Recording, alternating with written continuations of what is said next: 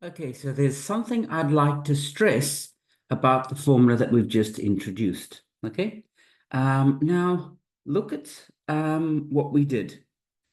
To get to the term, this term with the delta plus, what does this look like? So I'm going to use delta plus as follows. I'm going to write this as, we're going to have a z. We'll have delta plus of x minus y comma mp squared. Okay, so this should be read as an aside. Okay, so this is still equal to my Weightman function. So I've just rewritten the term proportional to z up above, and then I will have the second term, and the second term is plus an integral and a sum over all of the particle states which have more than one particle in them. And we have an e to the I Pn dot x minus y and Pn phi of naught squared. Okay, so I want to discuss this a little bit because we've done something here that's important and I want you to appreciate it and keep it in mind. So everything that I'm saying now is related to this first term, okay? So how did we get the first term? Well, there is the first term over there. It came from here, okay? Now, what is this term? For this term over here, we inserted a complete set of exact energy momentum eigenstates. Remember, P was an exact eigenstate of energy and momentum, okay? This is where we defined P. So in particular, what that means is when I write omega P in this formula over here, so what is omega P? Well, omega P will be equal to the square root of P dot P plus M physical squared. Omega P would be P0, and that is the energy that we would really measure in some experiment. And P is the momentum of the particle that we really would measure in some experiment. So this MP squared sitting here, this is the physical mass squared. It's the mass that an experimentalist would measure.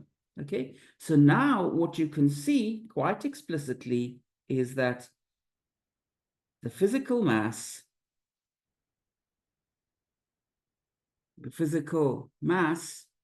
starts to appear in our formulas, okay? And that's great. This is what we were hoping to get. So we've got that from the first term, and that's really wonderful. Now, so the first term I'm happy with. The second term I want to massage a little bit. So the first term I'm happy with because I know everything about it. For the second term, well, I don't have a good intuition for what these different terms are. So whenever I write mp squared, I mean the physical mass squared. So I'd like to rewrite this second term as much as possible. So the first thing that I'm going to do, I'm going to swap from my variable Pn to a variable P. Okay, so let me write it down and then explain it. So we've got an integral d4P of e to the minus I P dot x minus y. And now sitting here, what do we have? Well, we'll have our sum over all particle numbers greater than 1 and the integral over their momenta. And then we'll put in a four-dimensional delta function which sets P equal to Pn. And then we will have our matrix element that is sitting here. So if you look at this, we haven't changed anything at all. You see, all that we've done is we've introduced this new variable P, but if we were to integrate over d4P, well, the delta function is just going to set P equal to Pn, okay? So we haven't really done anything at all. What does this manipulation allow us to do? Well, integral d4P is an integration variable, e to the minus ip dot x minus y, that we know.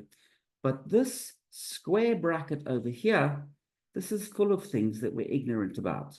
So I want to summarize that ignorance somehow.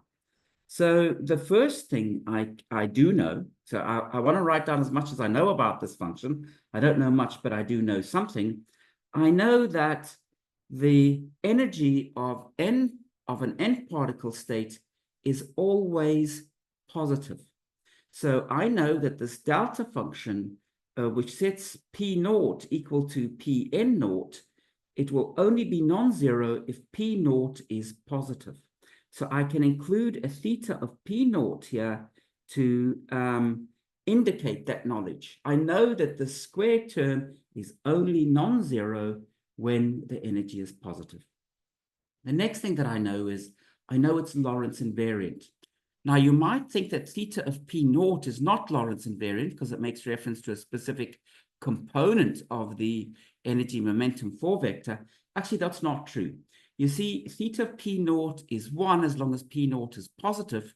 And if p naught is positive after any Lorentz transformation, it's still positive. So theta of p naught is, in fact, Lorentz invariant. So what I will do is I'm now going to multiply this by some function sigma. I don't know what sigma is, but I'm going to tell you it's only a function of p squared. So when I've written down these two things, I've summarized two things. I've summarized this function as only non-zero when p naught is positive, and I've put in the fact in quite a manifest way that this is actually a Lorentz invariant function. And of course, that's true. Why? This integral and the sum that's sitting here is the integration is done with a Lorentz invariant measure. The delta function is Lorentz invariant, the 4-dimensional delta. You've checked that. Our states that we're working with are normalized in the Lorentz invariant way, and our scalar field is Lorentz invariant. So that quantity is definitely Lorentz invariant. Now I'm going to put in a z, and that's done purely for convenience. It's done because we want the whole right-hand side to be proportional to z. And I haven't told you what sigma is, so now I'm free to adjust its magnitude if I want. And I'm going to also put in one more thing, which is 1 over 2 pi cubed. This quantity that I've just introduced is manifestly positive. Look at the square bracket. We've got the mod squared of something. Well, that's positive. The delta function just picks out a certain value, so it's picking out a value of a positive number. So this is definitely positive. One other comment that I want to make is that if you look at this measure sitting over here, that's the only time we don't follow our convention. We don't follow convention. And what I mean by that is we have always had d4p's over 2 pi to the 4. Well, here we didn't do it. And then we also always have 2 pi to the 4 multiplying 4-dimensional deltas of p. So this is the only place in the whole course where we are not following that convention with the 2 pi's. So bear that in mind. Okay, good. So for the second term, I've now summarized all of my ignorance. And I've summarized it into this function sigma of p squared. Now, I don't know what sigma of p squared is exactly, but I can give it a physical interpretation. I know roughly what it's doing. So what is sigma of p squared? Well, take a look at what I've done here. Sigma of p squared is like the overlap of two states.